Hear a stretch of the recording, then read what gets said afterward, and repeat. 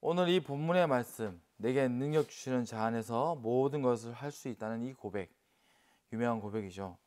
근데 이 고백이 많은 성도들이 이 고백 가운데 은혜를 받기도 하고 또 시험에 들기도 합니다. 왜 그렇습니까? 내가 바란 일들이 잘 될 땐 이 말씀이 은혜예요. 이루어졌으니까. 근데 내가 바랬던 일들, 또 내가 구했던 일들이 불가능해질 때, 안 될 때 오히려 이 말씀은 시험이 돼버려요. 모든 걸 할 수 있다고 했는데 왜 안 돼? 왜 그런 상황이 펼쳐지고 또 무엇이 문제일까요? 가장 먼저는 많은 성도들이 이 말씀의 핵심을 잘못 잡고 묵상하며 붙들고 구하다가 실족하는 것이 큰 이유일 것입니다. 그렇다면 어떻게 무엇을 잘못 붙들었을까? 사람들은 흔히 이 말씀의 구절에서 딱 꽂히는 부분이 하나 있어요. 다 거기에 집중하여서 기도하죠. 이 집중하여서 은혜를 받기도 하고. 뭡니까? 내가 모든 것을 할 수 있다. 우리는 왜 이 말에 붙들리게 되는 것입니까? 쉽게 말해서 내 안의 염려와 욕망 때문에 그래요. 내 앞에 닥쳐온 어떤 불가능한 형편들에 염려하는 마음, 여기 간절히 풀어지길 바라고, 또는 내 바람과 욕심대로 꼭 이루어지기를 염원하며 또 간절하죠. 그렇게 내가 하고 싶은 일, 되고 싶은 일들이 말씀대로 성취된다면, 또는 하고 싶지 않은 일들이나 피하고 싶은 두려운 일들이 그냥 능력껏 해결되어 버릴 수 있다면, 그야말로 모든 것을 내가 해결할 수 있다면 이것이야말로 엄청난 일이고 능력이겠죠. 큰 힘이자 위로가 되는 은혜의 말씀일 것입니다. 하지만 이 말씀의 핵심은 그게 아니고 또 거기에 있지 않다는 것입니다. 그래서 우리의 마음은 실족의 위기를 맞이할 수 있다는 거예요. 잘못 초점을 두었기 때문에. 그렇다면 말씀이 우리에게 전하고 권면하시는 또 먼저 바라봐야 할 본질이자 핵심은 무엇일까요? 내게 능력 주시는 자, 바로 주님 안에서 모든 것을 마주하라는 것입니다. 그리고 이루어지는 다음에 모든 걸음은 우리가 바라보는 거예요. 그 다음에 가장 먼저, 가장 확실하게, 가장 중요하게는 내게 능력 주시는 자 안에 거하는 것이라는 거죠. 그렇게 이 말씀의 핵심은 오직 하나님 안에서 너한테 모든 능력을 주실 수 있는 전능하신 분 안에서가 핵심인 것입니다.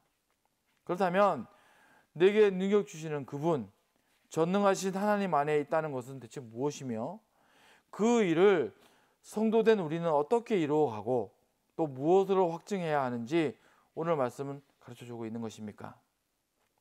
첫째로 주 안에 있는 자는요, 모든 일에 자족하며 감사할 수 있어야 함을 말씀은 말하고 있습니다. 11절, 12절 말씀에 내가 궁핍함으로 말하는 것이 아니니라. 어떠한 형편에든지 나는 자족하기를 배웠노니 나는 비천에 처할 줄도 알고 풍부에 처할 줄도 알아. 모든 일 곧 배부름과 배고픔과 풍부와 궁핍에도 처할 줄 아는 일체의 비결을 배웠노라. 진정 주님 안에 있는 사람은 내 형편과 사정을 초월하여 자족하고 감사를 이룰 수 있는 사람이라고 말씀을 말하고 있는 거예요.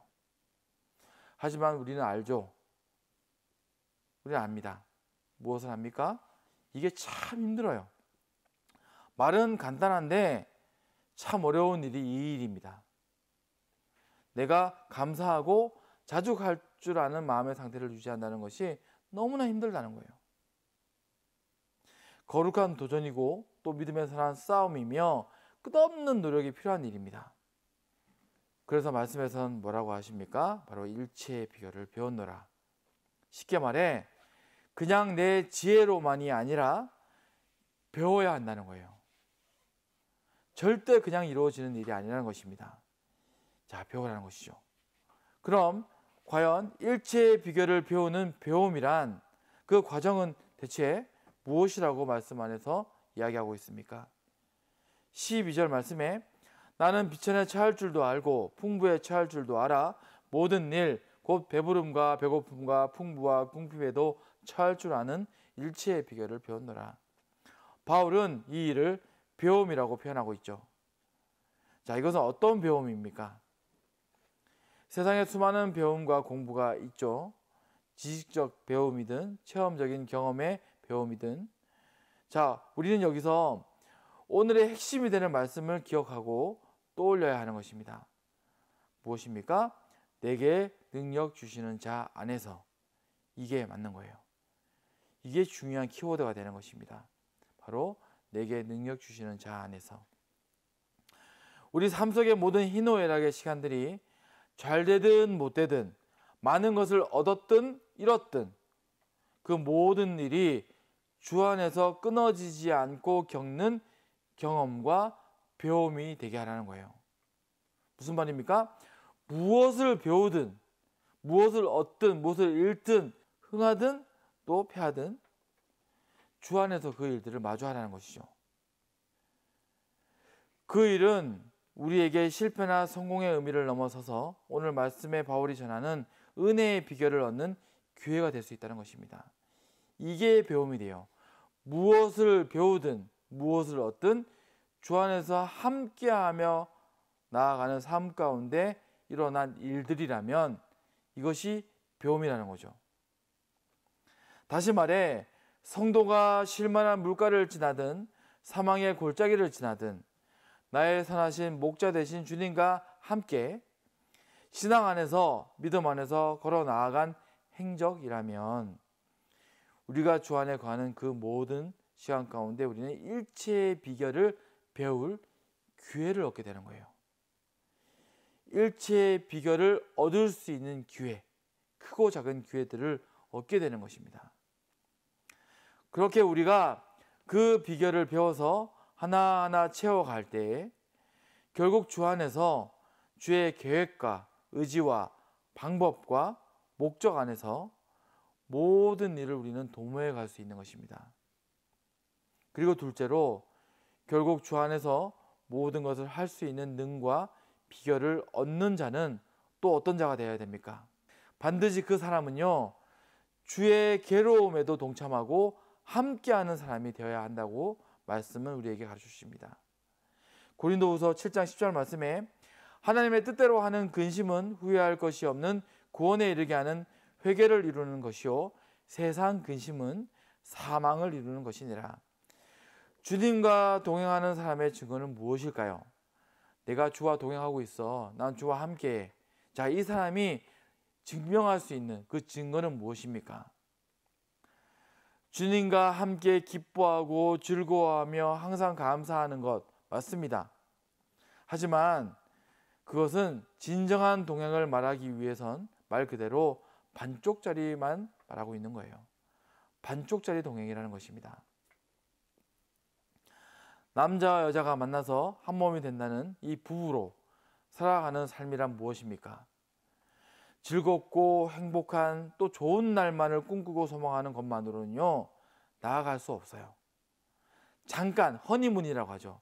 이 신혼 시간에는 그게 될지 모르겠지만 그 짧은 시간이 지나고 나면 더 나아가지 못합니다. 부부가 되어 살아감을 진심으로 결의하는 것은 무엇입니까? 오히려 좋은 날이 아닌 반드시 언젠가는 닥쳐올 수 있는 굳은 날, 힘겨운 날, 슬픈 날에 내가 혼자이기 싫고 나아가서 내 아내든 신랑이든 그 사람이 혼자가 아니기를 바라는 마음이 돼야 돼요. 나도 그 어두운 시간 가운데 혼자이기 싫고 그 사람도 그 힘들고 어려운 시간 가운데 혼자 벌어져 있는 것을 못 보겠는 것. 그런 사람들이 만나서 시작하는 것이 바로 부부의 연일 것입니다. 이런 것을 이해가 되지 않는다면 그런 부부의 삶이란 오히려 혼자 살아가는 삶보다도 못한 삶이 될 수 있다는 거죠. 그래서 우리의 영적 신랑으로 오시는 주님은 신부된 우리에게 그렇게 함께 질 십자가와 멍에를 계속 강조하시는 거예요. 당신이 신랑이라 말씀하시면서 신부된 우리한테 뭘 말씀하십니까? 십자가 지고 따라와라. 멍에 함께 매자. 이 얘기를 계속 하시는 거예요. 왜입니까? 남이 아니라 내 신부니까. 남이 아니라 나는 너의 신랑이니까. 자, 이제 우리는 오늘 말씀을 다시 한번 함께 읽어봅시다. 내게 능력 주시는 자 안에서 모든 것을 할 수 있느니라. 이제 이 말씀이 이해되고 믿어지며 또 우리는 결의해야 할 것입니다.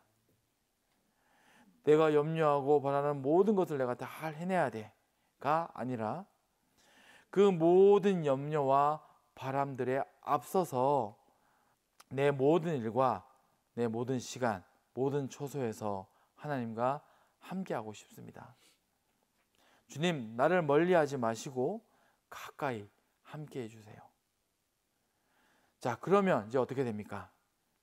그 모든 일을 마주한 우리로 능히 그 모든 것을 감당케 하시고 그 걸음을 반드시 선하고 거룩한 성취로 이루게 하시는 분이 바로 하나님이신 것입니다.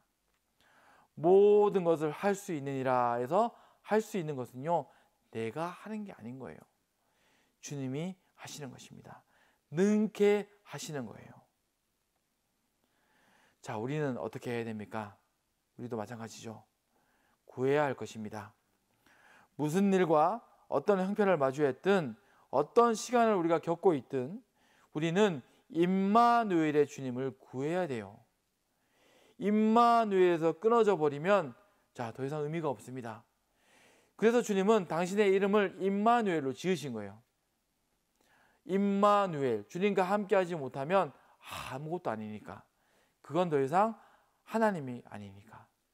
너한테 의미 있는 내가 안 되니까. 우리는 임마누엘의 주님을 구합시다. 그리고 그분의 함께 하시는 능력으로만 모든 것을 감당해냅시다. 말씀을 마치도록 하겠습니다.